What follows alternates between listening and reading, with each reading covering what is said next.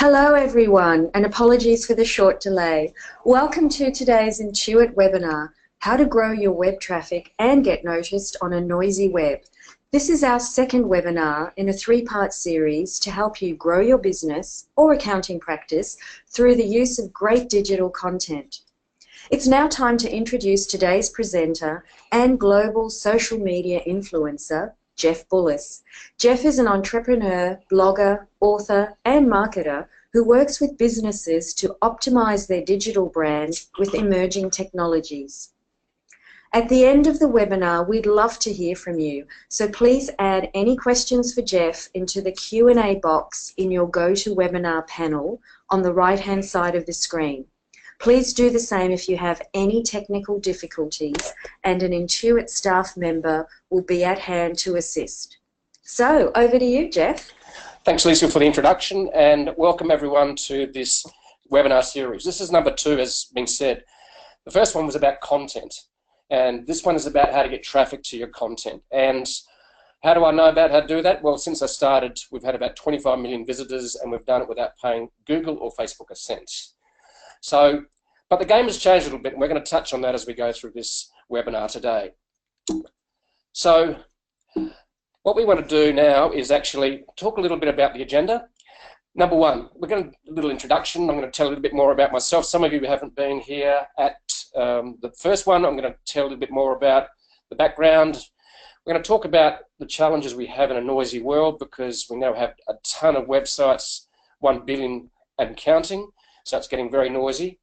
And also we're going to talk about how to get traffic for free. So really there's 2 key elements we can talk about here: how to get traffic for free, and also the other important one, how to pay for it and get attention if you want to accelerate your attention online. And then we're going to do a little wrap up at the end. And also, just going to toss it in now, we would love to get your feedback on this webinar at the end of it. We're going to put it up in the chat box, a link for you to go and do a quick little survey, and that would really help us in improving what we do in our next webinar. So let's get on with it. So this, as we said, was the second one. The first one was about why digital content boosts sales. But this one, the second, is how to grow your web traffic. Because if you have content but no one's seeing it, it is a waste of time. Because you're defined by content, but you're discovered by traffic. And then the last one in the series is going to be how to turn that traffic and credibility and trust through your content into leads and sales and create raving fans. So let's have a little chat about how it all started. Well, back in 2008, I discovered social media for the first time, and it was fascinating because I noticed people's obsession with it. So, and I read a little book called The New Rules of Marketing and PR by David Newman Scott, and he mentioned the power of content to attract traffic and build credibility and trust. And I really like that, because I've been trying to sell in the past, and that's basically making phone calls, doing fax broadcasts. Yes, fax machines were actually a thing back then. And since then, I realized that I could actually get attention through growing my followers on social media, and Twitter's been my largest source for getting that traffic. And since then, since starting, we've actually managed to be listed by Forbes as being one of the top 20 influencers, being featured in Inc.com's 20 digital marketing, and the website now receives about 4 million visitors a year. So, just I'll tell a little dark secret about me. I wear Lycra most of the time, well, when I'm exercising. So here is me with my good mate, riding buddy Paul de Cristo, and this was in South Africa last year, and we did the Argus ride. So I sort of, to make sure I don't get too stressed out by all this content creation and all this digital world, I actually do a little bit of road cycling, and it's one of my passions, along with digital world as well, and we have a bit of fun keeping fit. So, but nothing like a bit of a drug called endorphin to keep your mind sharp and keep exercising. So, little dark secret about me, I do wear Lycra. So, in the first webinar, we talked about the power of content, and I just want to quickly touch on this to give a bit of a recap, because some of you wouldn't have attended the first one. So, how I discovered the power of content. I'm going to tell you a quick little story. I started creating online and then publishing my content on a blog, and I came up with a name, jeffbullas.com, because that was all I could think of at the time. And luckily I got a strange name, Jeff Bullas, Bullas being a strange name, tough in the schoolyard, but good for getting a domain name. So I started publishing, and I got this strange email from a guy called Johnny. And Johnny said, I'd love to come over and talk in New Zealand, and because I love your content. So since then, I've discovered the power of content to actually take me all around the world. The other thing you need to understand is, who is your audience? Okay, you need to understand who you're talking to, who's your target market. You need to understand their pain points. You need to understand how you can solve those pain points as well. Then you need to maybe have a look at what content you already have and see what we can use to create online posts or infographics or images or little short videos, and the list goes on. So what content do you already have that maybe is not being published? And then what content do you need to create? And again, you go back to your target audience, what are their pain points, and create content around that. I'm sure you can think of a lot of problems that your customers are trying to solve. And lastly, how do you optimize your content? Well, you just don't put it up there and hope for the best. You need to make sure that it's optimized for Google search engines. You need to make sure it's easy to read. You need to make sure it's engaging, and use the power of storytelling. So by doing those things, we actually can build credibility and trust. And I remember I was having a conversation a few weeks ago with my writing buddy Paul, who you saw before, the other guy wearing Lycra, and he just published, the Grenfell disaster, which was the big apartment block in the UK that burnt down, and 100 people died because of the cladding on the outside of the building. Well, he's in the construction business, and what's really interesting is that he put up a blog post a few weeks ago about this disaster and the importance of doing an audit on buildings to make sure they're actually safe. Guess what? He got an inquiry from a CEO of a company that actually had investments in apartments and decided to do an audit. So even a boring industry like construction, which can be seen as like pulling teeth sometimes, it's a tough gig, it's not seen as digital type of business, even that can actually be powerful from content. So content can create sales. That's the bottom line, and also can create a very powerful online brand. So it is a noisy world now. Okay, how noisy? This is the challenges we all have. Now, I don't want you to be put off by the size of the challenge. It's big, all right? How big is the challenge? Here's an interesting piece of data metric. In the last 5 years, we've created as much information as the entire history of mankind. So we're living in pretty interesting times, aren't we, in terms of the information and data that surrounds us and whirls around us every day. Now, how did this happen?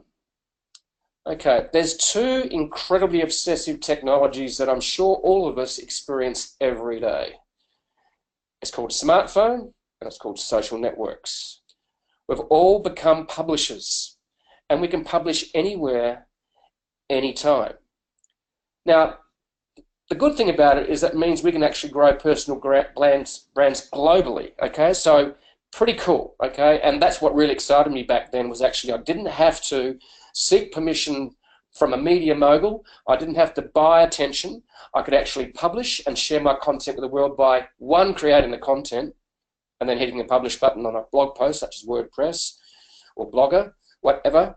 And then I actually could build my own distribution on social networks. And you only have to look at the likes of someone like Katy Perry, who has literally tens of millions of followers on Twitter and Instagram, in that she doesn't need to actually pay for attention by the big media channels. She can do it herself. And that's what excited me 8 or 9 years ago. How noisy is it? This is the scale of it. It's mind-boggling. Okay. The total population of the world sits at about 7.5 billion. Out of those, we're approaching nearly 4 billion internet users. And what's really interesting stat here is we're approaching 5 billion unique mobile users, and we have nearly 3 billion on social networks.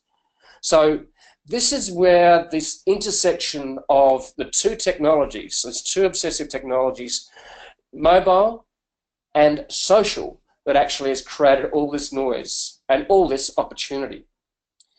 So you've got to keep in mind that this is a challenge. So you need to take a sort of an educational approach to this. Now, this is also to give you an idea of how much the social networks now are useful in creating content. 4.3 billion Facebook messages are sent every day. 5.97 billion hours of YouTube are watched every day. On Instagram, approaching 800 million users, there are 67 million images posted on Instagram. Now, social is sexy, okay? It's got everyone engaged. We're on Snapchat, we're on Instagram, but it's a really boring technology that I don't want you to ignore. It's called email. Because that is still our main corporate way of actually communicating. I'm sorry to say that the boss is not going to be allowing you to use Snapchat tomorrow for actually communicating to the rest of the audience. Okay, so 269 billion emails are sent every day. Now, yep, some are spam, but the reality is email is in the mix, guys. So don't get all excited by Facebook and Instagram and Snapchat at the expense of ignoring email. It's still the one that it is the most important business communication channel. And a lot of businesses get excited by a Facebook page and going, I'm just going to do Facebook, and forget doing email. Now, I want to paint a little bit of a picture, and I've distilled it down. This is a simple distillation of how you should be viewing the traffic landscape. Okay, essentially, you can pay for traffic, and we can do all sorts of things like Facebook sponsored boosted posts. All right? Now, I know you go to your Facebook page and you see this lovely little sort of invitation to boost your post. Okay, I would really resist doing that a lot of the time, because all you're doing is just driving a lot of traffic into Facebook. Okay, it looks good, but I'm sure Facebook is making a ton of money from people doing stupid things and paying for it, okay, at your detriment to your business. So I'm not saying don't do that or do that, but actually the reality is you need to be a bit more clever about this. I'm going to talk about that later at the end of the webinar. So pay attention, you'll see what sort of Facebook advertising you should be doing. So we can pay for Facebook ads, we can pay for Google AdWords. They're the two biggies. They're not the only ones, but they're the two main players. Now, that's great if you want to get attention fast and you've got the money but no time. The other way to get traffic is you can earn it. You can call this free traffic. Well, nothing's for free. You've actually got to earn it, and that takes time, and time is money. So you can build your social media following, okay? Whether it's on LinkedIn, whether it's on YouTube, whether it's on Facebook, whether it's on Instagram, they can all drive traffic. So when you're building your social media followers, think of it as your own distribution channels, all right? And that's what it's really about. It's building distribution for your content that builds credibility and trust. Now, there's another thing that people often forget too about earned traffic, is that you earn authority with Google as well. Now, how important is that? We're going to touch on that a little bit further. How important is it? Is it as important as social? We're going to find out a little further along in this webinar. So organic search engine traffic is something that you should not ignore. Now, you're paying for traffic, you're getting traffic from your social media followers and from organic search. One of your main goals, especially in the business environment, and B2B, and even B2C, is actually, when that traffic shows up, do something with it. Have a website and a blog that has a call to action and captures emails. That's building your email list, and that is something that you own. You can send an email out when you want to and not be at the mercy of the algorithms of social media. And as we know, is that about 4 years ago, Facebook decided to wind back its organic reach to almost zero. So if you want to reach someone with your Facebook page, your corporate Facebook page, you're going to hardly get any attention.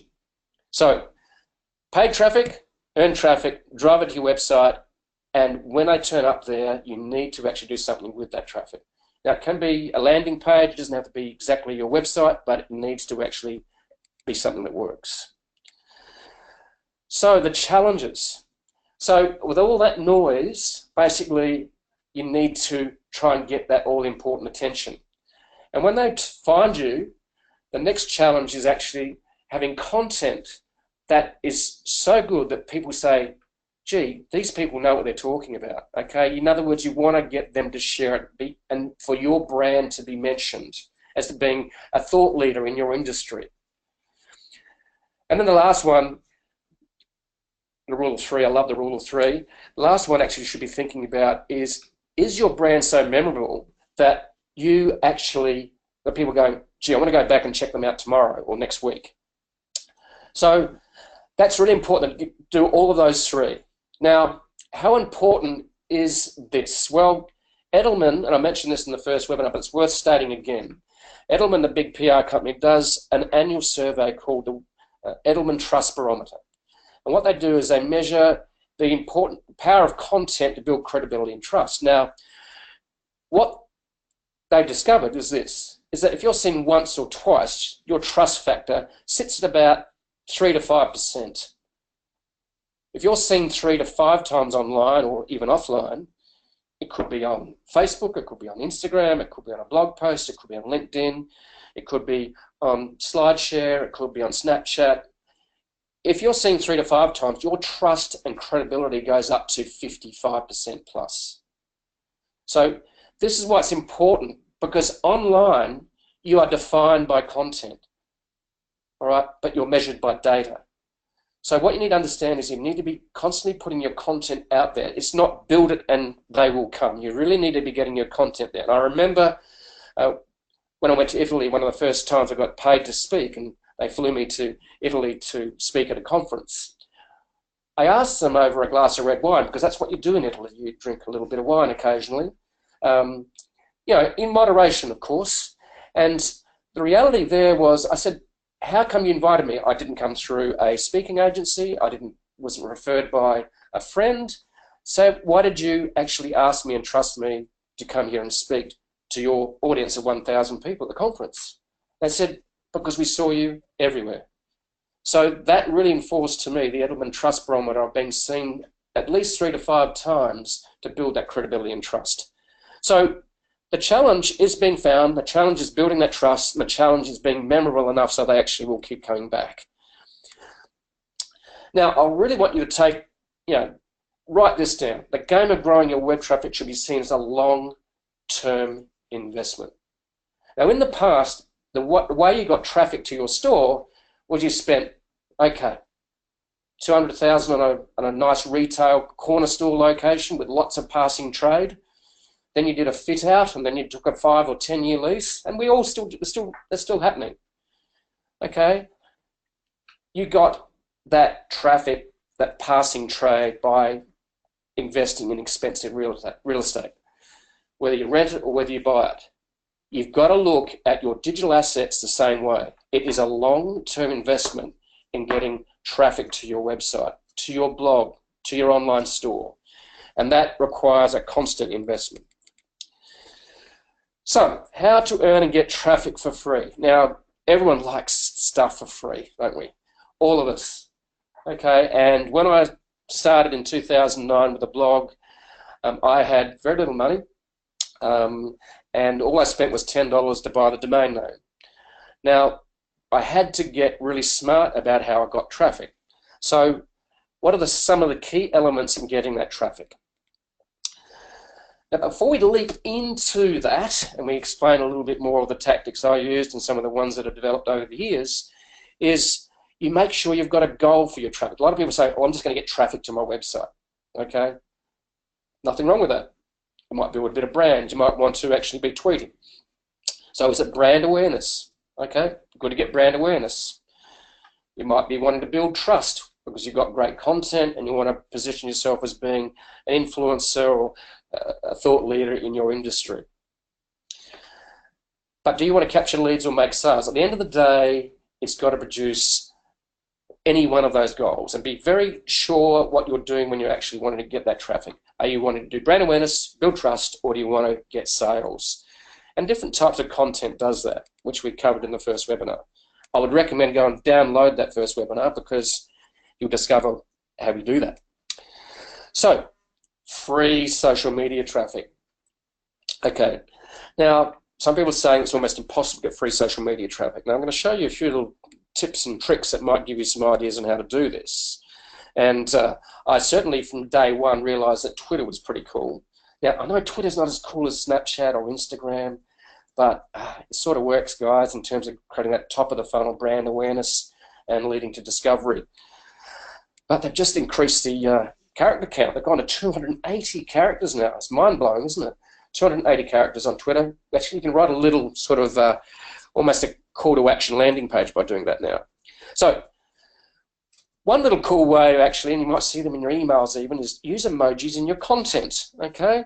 Have a bit of fun, okay? Because when you're communicating to businesses, you are still communicating with humans. So have a bit of fun. Don't be afraid to use an emoji.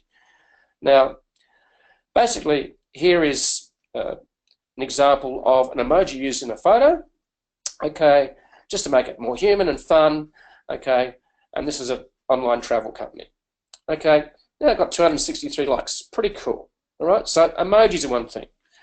Number two, when people come to your social networks, get your best performing content and pin it to the top. You can do that on Twitter, you can do it on Facebook, okay, it's really good because when you get there, you want to give them your best stuff.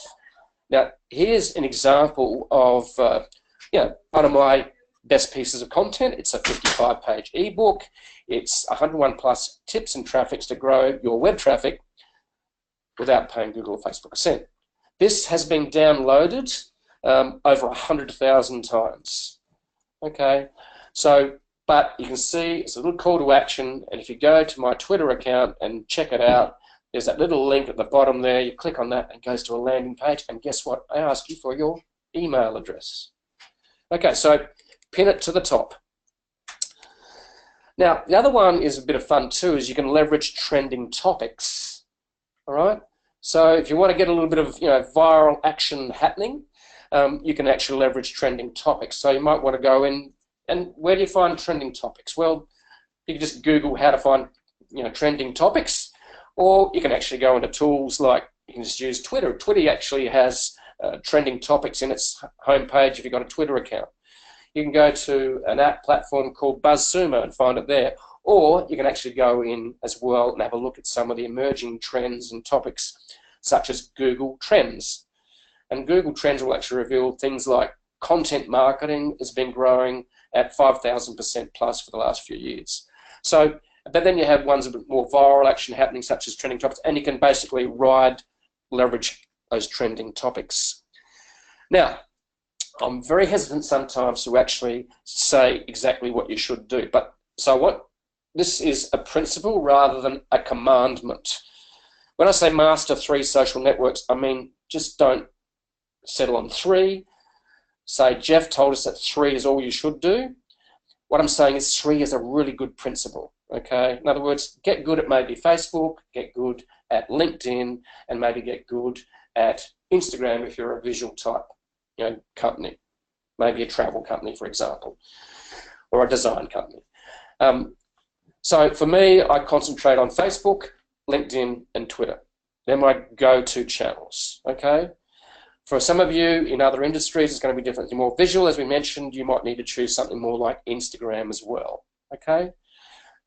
So don't try and master, the message behind this really is, don't try and master every social network, all right? That's the story behind this. So let's have a look at some of the other tips in terms of using Facebook, for example. And this is a good friend of mine, Kim Phillips, wrote a great book. And if you go and check her Facebook page out, you'll notice that behind the home button and learn more is going to be links to those landing pages that actually ask you for emails, okay, again. So, and then she's got a call to action on a banner as well, you see. So she's just not putting it up there, just hoping people show up, and she actually is optimizing. So use the links in those sections to allow traffic to be sent to a landing page. Now, this is a little trick I discovered over the last few months. Now, since Microsoft bought LinkedIn, they've sort of been working on the algorithms, and they've been, making the channel, LinkedIn network, pretty cool. So I learned this from Josh Fector, who's a very cool guy, and I've been experimenting with this when I discovered his tactics a few months ago, is that by writing 1,300 character posts, okay, not articles on LinkedIn, you can go, now there's two different types of ways you can publish on LinkedIn. You can do a post, or you can do an article. Now, articles used to be cool because they were shown to all your followers when you publish them. Now, that particular type of activity now has been withdrawn. It no longer works like that. But guess what does get shown a lot to all your followers? Those post type updates. Now, what you might like to experiment with is, we mentioned pain points, remember before, is actually start with a pain point. It's tough, for example, okay? So in other words, start with a short sentence, then write very short sentences, and then create some dialogue, and then create a point at the end. And what you'll discover is that if you do this sort of what I call LinkedIn storytelling within 1,300 characters, you can get a lot of traffic. For example, I put one up last Thursday. It's had 60,000 views, and it's had essentially a ton of traffic. And what you can do too is in the first comment section, you can put a link to your website as well and get traffic that way. Pretty cool little tip here. Because the reality is we also need to make sure that you're getting traffic to your other properties, not just your website, because we're moving into an internet of apps and platforms now. So in fact, sometimes I'll get more traffic to a LinkedIn post than I will to my website article. That doesn't mean you don't put it on your website or blog as well. It means you put it in a multiple number of locations. Now, here's a little hack that I learned a while back. There's only one link on Instagram for people to click on, okay? And it's in your profile. That's it. So use that wisely. It's a small little bit of real estate, digital online real estate. And what you do is, if you click on this on my Instagram profile, it'll take you to a landing page again. See, I'm asking for little commitments from people when they show up and discover me, right? I've really got an evil plan for all of you when you turn up. A good evil plan though. I'm just trying to help you be better businesses. So that's the one. Now, this is something I've been doing for a long time. Now, what I do is I tweet every 15 minutes. So even while I'm standing here, I don't have a phone in my hand. I'm just talking into a screen. I'm talking to hundreds of you all around Australia and around the world. I am tweeting every 15 minutes. Okay, and people saying, Jeff, that's a bit often, isn't it? But you've got to think of Twitter not as an inbox, but as a stream that goes past you. All right? And typically the average number of time, average amount of time people spend on Twitter a day is 20 minutes, a little less than Facebook. So if you don't tweet for 30 minutes or an hour, people might miss your tweets. But if you're tweeting every 15 minutes, guess what? And the data shows that it increases engagement by up to 100%. So every 15 minutes, I have a whole bank of recurring tweets that are loaded into Agorapulse. It's owned by a good French friend of mine called Emeric, who happens to live in Paris. And he's got this great platform that I use. So I tweet every 15 minutes. And guess what? It works. I get up to 600 or 700 clicks a day through to the different links, blog posts, and landing pages. And the engagement is high. Now, publishing on your own blog, your own website is fabulous. But don't stop there. Remember the thing about the Italian conversation I had over a glass of red wine? You need to be seen everywhere. In other words, that builds credibility and trust. You need to take some of your content, especially your best performing content, and put it in different environments, such as Medium and Flipboard and LinkedIn. Now, you can very quickly create a Flipboard magazine, and one of mine is a jeffbullas.com blog magazine on Flipboard. This can drive thousands of views a day sometimes if I get the right type of content. So I can get traffic from Flipboard. In fact, one of the top performing posts for the New York Times for 1 year, I think it was last year or the year before, came from one of their Flipboard magazines. So be prepared. It doesn't take long. To actually put on a Flipboard, it just takes you about 20 seconds once you've created it. It just takes the article, drops into the Flipboard technology platform, and there it is. And people seem to like personal development type posts, you know, success posts, entrepreneur posts. So different content works in different ways on different pieces of content that drives traffic. Now, is another little tip that I learned early on was, if you want to actually grow your followers, you actually have to work at it. Okay, so what I've done over the years is I decided that some of the top influencers in my space globally, is I use the law of reciprocation to actually build my followers. So if I go in and use this tool like Tweepy, discover who their followers are and follow their followers, the law of reciprocation says that when someone follows you, whether it's on Facebook or Instagram, sort of say, gee, maybe I should follow these people back or that person back. So the law of reciprocation is just very human. In other words, if you follow someone, they feel slightly obliged and obligated to actually follow you back. And I use the tool Tweepy. There's some other ones out there as well, but this is one way of doing it. So how did I get to 550,000 Twitter followers?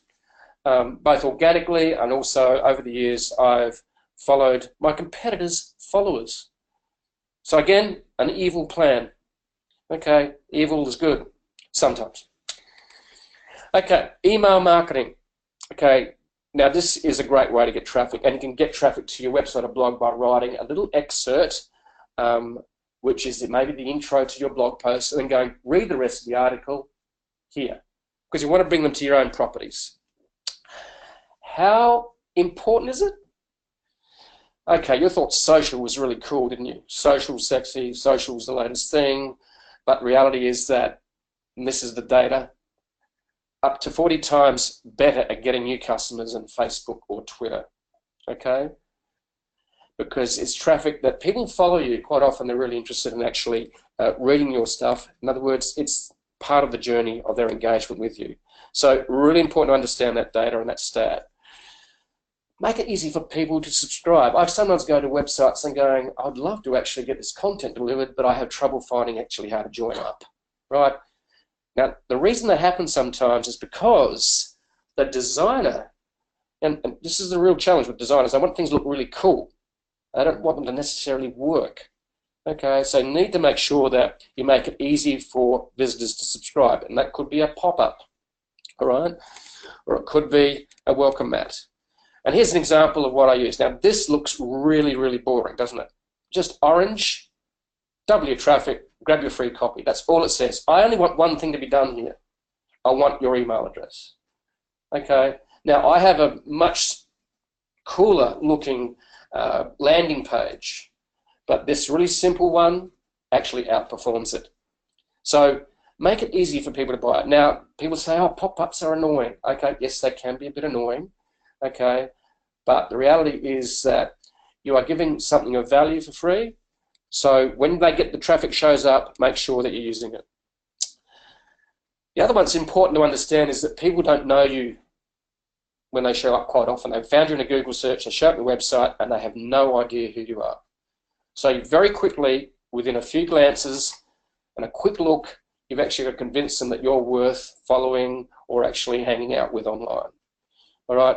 And for example, one of the ones I use is join over 16 million other readers. Okay, so it's a bit of social proof there. If you go to the About tab, you'll also find more social proof. The other ones you've noticed too is that there's a bit of social proof happening on the left-hand side here on the social sharing side, in that there are, this particular page, the home page, has been shared over nearly 15,000 times. All right? How else do you get social proof? Okay, appearing on TV. Empower Wealth, for example, use this in their website.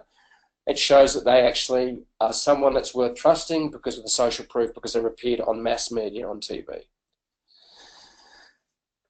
In your email, you can send it out to encourage people to forward to friends.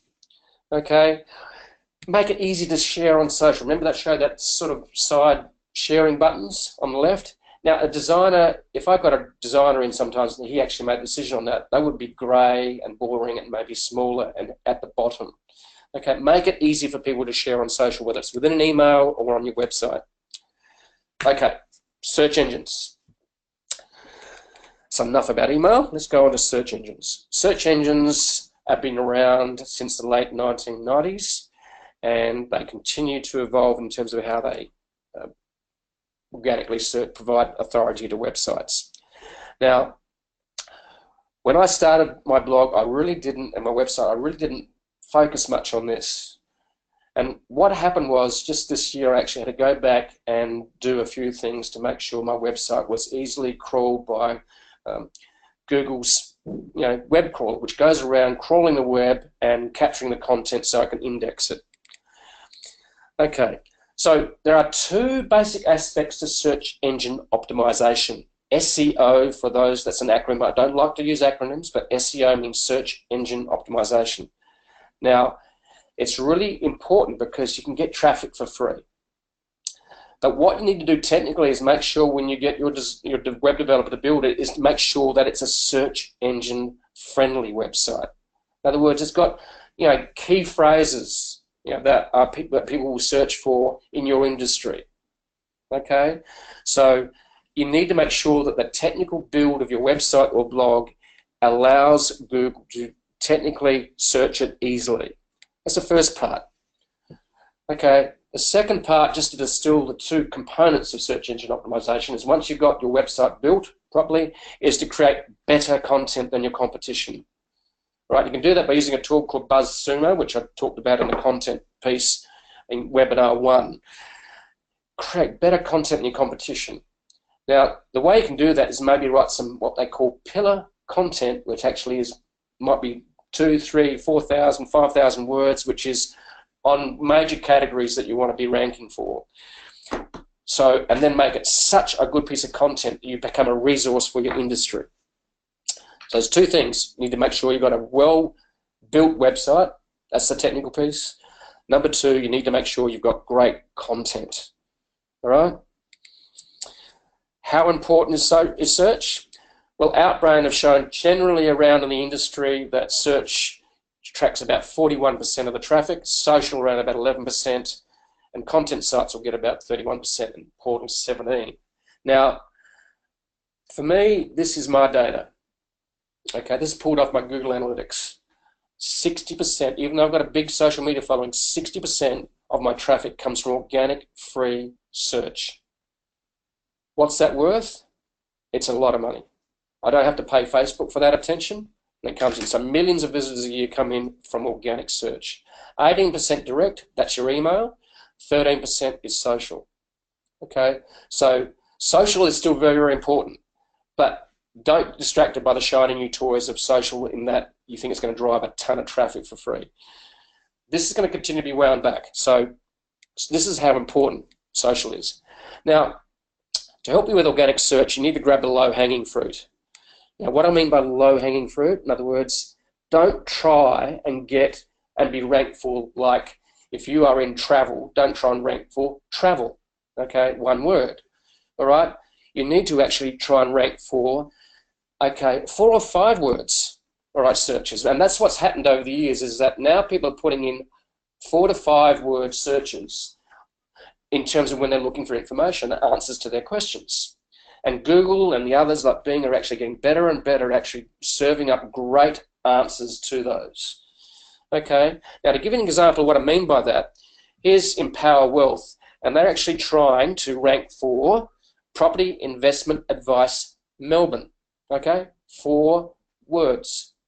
Okay, and the reality is that apparently the volume of keywords is going up by about 20% per year. So in other words, we're heading into 6, 7 keyword searches. All right, so understand that you're not trying to rank for a word, 1 word or 2. Try to rank for 4 or 5 or even more. And this, I'm going to give you, this term is called long tail search. All right, that's the technical term. Collaboration. Okay, you need to collaborate with competitors, even people that actually are talking to your audience. So collaboration can be, okay, reach out to bloggers in your industry, go and guest blog for them. Number 2, team up with other online influencers. Okay, in other words, decide to collaborate in terms of, okay, can you send this information out to my list? Can you send this out to my list? And you're always adding value. Okay. The other thing is put on a joint seminar or webinar and promote to each other's customers. And guess what we're doing here? Okay, I shared this with my customers, and Intuit and QuickBooks Australia shared with their customers. This is a perfect example of collaboration. And guess what? Everyone wins. You do, You get to hear me speak. Maybe that's good, maybe that's bad. But the reality is that essentially we're adding value to each other's audience. That's what we're doing. Okay. I also did it with HubSpot recently. I spoke at one of their conferences. They recorded the speech, and then they shared the content with their audience. People had to opt in, and then we actually could grow each other's email list. Okay? So learn to collaborate. It's a lot of scarcity thinking around going, I've got to keep stuff to myself, I don't share, I don't collaborate, but there's a lot of power to be done by doing joint ventures and collaborating. So that's a little coverage on earning free traffic, and just take this away. Earning traffic free takes time, all right? So building an email list, earning authority with Google search and search engines, all takes time. Building social media followers. So if you have little or no time but money, then you need to pay for it to accelerate your retention. And this comes to our last little section here, how to accelerate your traffic growth by paying for it. Now, I'm not going to dive into too much complexity here, because the reality is with these ecosystems of Google AdWords and Facebook ads, it's becoming very, very complex. So what you maybe need to do is think about getting some really, really good contractors or virtual team members, or build it internally yourself to actually do this. So Google AdWords is a big one, okay? And you've seen the little, basically ads that surface on a Google search. You type in your key term, and down the right you'll see ads, and at the top you'll see ads, okay? The reality is that about 80% of all clicks go to the organic search section, but the other 20% or so goes to the actual ads. So ads can be very, very effective. But I want to stress one thing here. Don't go and spend big bucks up front. Go and test what works best. In other words, do some maybe A/B split testing. Try A ad, try B ad, and see which one works for you, and then keep optimizing. So initially, when you start doing Google AdWords, make sure that you go out and do some testing as well. Facebook ads, okay. Facebook's got such granular targeting now that actually you can target very, very specifically. And as we've seen, that it can be done so cleverly now that it's been used by political parties. And that's a little bit of a problem we've discovered. So, but Facebook ads are very powerful and can be very, very targeted. But again, it can be quite a complicated area. It takes time to learn. And if you don't have the time, but you've got some money, hire someone who's really, really good at this. Another way you can do it is you can do influencer marketing. In other words, hire people that are already talking to your audience that are trusted and have credibility, and basically work with them to get your brand name out there. And then you do that by them sharing content of value, or co-creating content of value, or creating content of value. And that's what we've done here again. We've actually put together a series of webinars, we've put together a series of ebooks that actually build that credibility and trust by using the influencer method. How do you discover influencers? Well, there's a bunch of tools out there. This is one using BuzzSumo that I mentioned before. We can put in, okay, who are the active influencers on sales training, for example, and up they come. You put them in. So a fabulous tool, great for content marketing as well. So quickly, just a couple of examples of what we call Facebook lead ads. See, remember we talked about just not rushing in and just doing boost post type things, okay? And we need to make sure that what are we doing this for? And in this particular ad example, we're actually after capturing leads, all right? And we do that, and digital marketers do this brilliantly. And they capture leads at the cost of about $3.60 a lead here. There's the metric on this. And they've generated 400,000 plus leads by doing this. In other words, they offer this great download. They take you to a landing page. When you put your email address in, you get this fantastic resource, an ad template library. Ad Espresso, again, another example of a free ebook being offered here. And you can either do a Facebook pop-up, or you can do actually your own landing page. It's up to you. You can do it a couple of ways. So obviously, here we're showing an example of the goal of building leads, which then can lead to sales by using Facebook ads, Facebook lead ads. So, just winding up here, to make sure you have a goal for your traffic. Is it leads? Is it brand awareness? Do you want to make viral? Do you want to build credibility and trust? Okay, or do you want to make sales? So, Just a few final words. Treat web traffic as a long-term investment. Grow your social media followers. Earn authority with search engines. Build your email list. And if you really want to accelerate it, your traffic growth, pay for it. Okay, so I want you to remember, though, a lot of you are hanging back because you're a little afraid of it and this is an unknown for you. Remember, nothing happens until you start. Thank you very much. Now, remember, I want to say one other thing here. We want to learn more about what you're looking for. We'd love to have your feedback in the survey, which is going to be put in the chat box. And I'd love to hear what you've got to say. And of course, constructive criticism is what we want, okay? Or just fantastic, Jeff. That was awesome. That will do well because we're after what we call a fantastic NPS, an acronym, which means Net Promoter Score. Thank you very much. And we'll hand it over to the questions.